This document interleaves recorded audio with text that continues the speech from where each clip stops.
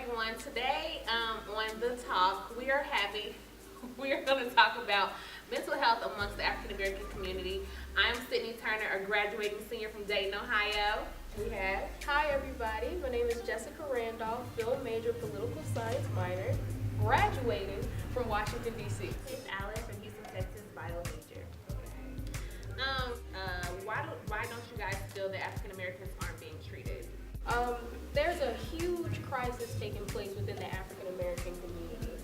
A lot of folks are suffering from mental health issues that aren't being addressed and treated. And there are a lot of different reasons for that.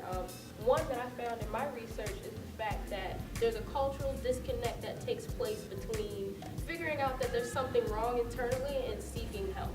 A lot of African Americans, they turn toward their community instead of reaching out to maybe a clinical professional. There's an article that I read about the Black church, and basically what we do is we turn to our pastors and our deacons for spiritual and emotional guidance. And the problem with that is, sometimes that goes wrong, especially when, a pastor or a deacon who's really trying to help but isn't giving the right information, that increases the problem and makes it worse.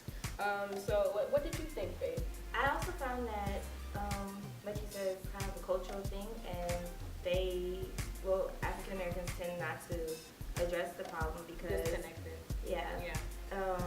They tend not to, address it just because it's not something they want to accept that they have, and also some are not exposed to having health care like their counterparts.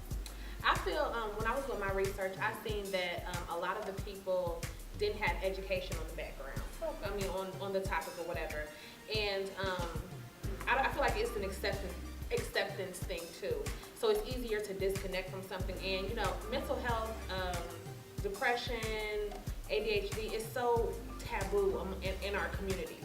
So I feel like it's easier for us to not address it and say, oh, if a child is bad, they need a whooping, or if we're sad, it's just because we're having a bad day, and we don't really address the issue at hand. So we link it to something else to make us feel better about being depressed or having ADHD or whatever, being obese. So I think it was more so of a disconnect, and I think it's a lack of education as well. How do you feel about being an African American woman and about your mental health? Like, how do you feel about it? Like, do you feel depressed sometimes? Like, how do you feel? And especially being a college student, like, how do you feel about being a young college student? Well, I actually think that's really interesting. This is my last semester at Howard, and I think it's been the most challenging yet. A couple weeks ago, I actually had to go visit someone who specializes in mental health because I was getting really, really nervous. And what I found within myself is that cultural, not wanting to seek mental health support, because I felt too proud to do so. So with the research that we've done, I just found that it, rang very true to me personally because I didn't want to go.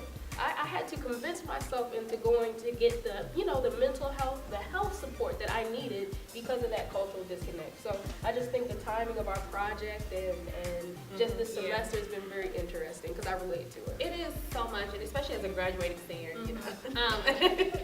As a graduating senior, you get so anxious because you're worried about graduation, announcements, passing all your classes, walking. Like, we take on so much, and then to be a woman too, take on so much. It gets kind of hard, and when I was telling my friends about it, just pray about it and give it to God. But sometimes you need that extra help, and I feel like even with me, I was kind of scared and afraid to ask for it because, like I said, it's so taboo, and I could honestly relate to it because I felt crazy to ask for help from a doctor. Like, this doesn't feel right.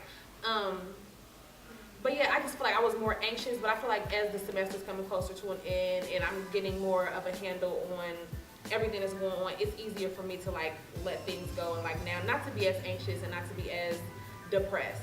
Yeah, in a sense. And I do put this, depressed. Culture.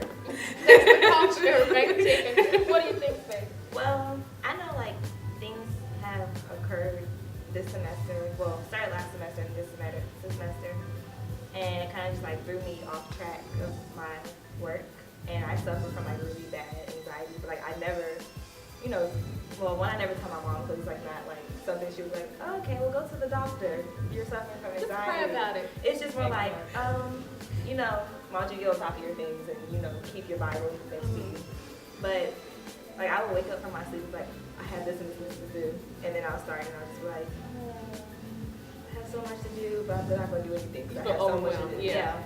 So, you know, the project just kind of opened my eyes like, hey, it's not a bad thing to go seek extra help besides asking. Questions because Faith, you are a freshman, and we're about to enter into the real world. So Faith, how do you feel about now managing your time because you are a freshman? Now you know how to study. Now you know you can't party all the time. Girl, you cannot party all the time. But how do you feel about being a freshman and throughout your college career? Like how are you going to be able to manage that? And how do we feel as entering into the community and entering into the real world as young professionals with daily lives? Because freshman year was a big lesson. I just feel like you have to kind of just map everything out. And for me, like just the anxiety, having so much and being overwhelmed, you just have to like write it down, color code, anything like just to help you, whatever you like whatever draws your attention, just do that and make sure you do it. Yeah. Work hard, play hard. Yeah. Definitely. Yeah. For you and I, you know, as we prepare to enter into the real world and just trying to make sure we stay responsible for our, you know, our mental health and making sure that our peers make sure they get the help that they need. You know, it's just constantly reminding yourself that, you know, needing assistance is okay and that it's okay to reach out for assistance.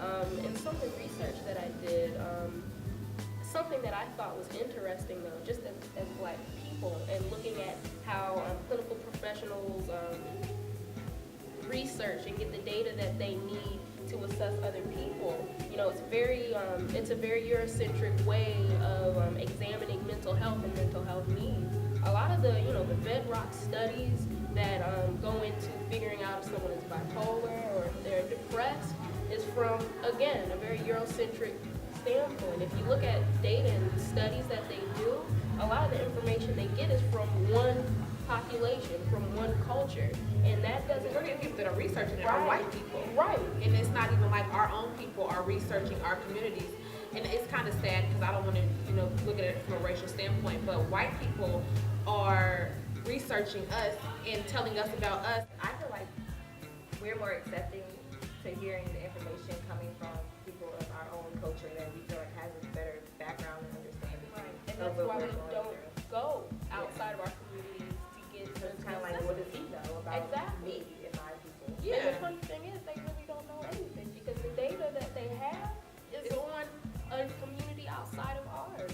So now what we have to figure out, you know, is how to get culturally sensitive treatment and evaluation for these mental health issues that we all suffer from because we're human. We just have a different culture and a different perspective. And to piggyback off that, another question: how do you guys feel about, you know, when we did our research? Because another aspect that I looked at was depression amongst obesity.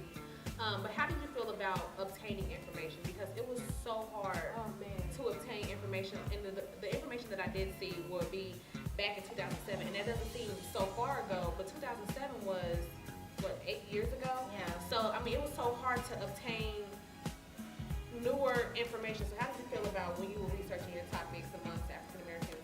I mean, I didn't find it too hard to find things. I researched PTSD, bipolar, ADHD, and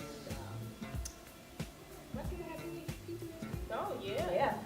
Oh, Because, man, like, think about the conditions that a lot of our people are being brought up in Chicago. Actually, I sound like a statistic. Like I feel like everybody we done talked about. I feel like, what I found with PTSD and Black people is that it's not, it comes from, well, you know, a main aspect is like war. So a lot of people coming back from war have PTSD because of the trauma that they went through. And also, I was reading an article and it was about this man who lived in Chicago and he almost got shot, or he got shot in his shoulder and he got grazed on his leg. And he has PTSD now because like now every time he hears like a big bang, he thinks it's a gunshot or somebody's coming to get him. So he gets in this like defensive mode and he just tries to go like around protecting himself and hiding. And we call Chicago Shot